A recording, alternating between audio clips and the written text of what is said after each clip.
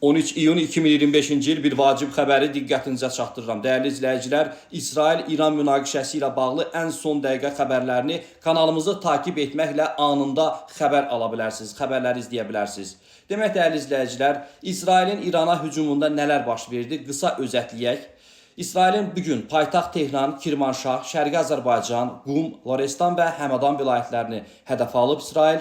Statinfo xəbər verir ki, hücumda İranın baş qərargah rəisi Məhəmməd Baqiri və İran İnqilabi Keşikçiləri Korpusunun komandanı Hüseyn Səlami həlak olub. İsfahandakı Natanz Uran zənginləşdirmə qurumu da vurulub. Nüvə alimləri Məhəmməd Mehdi Tehrançı və Ferudin Abbasi də Tehrana hücumlarda həyatını itirib.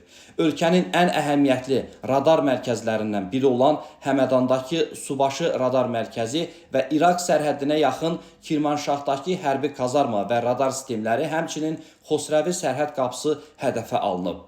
İraqla sərhəddə yerləşən Lorestan əyalətindəki hərbi obyekt İsrailin hədəfində olub. Şərqi Azərbaycan vilayətinin mərkəzi Təbrizdə 5 nöqtə hədəf alınıb.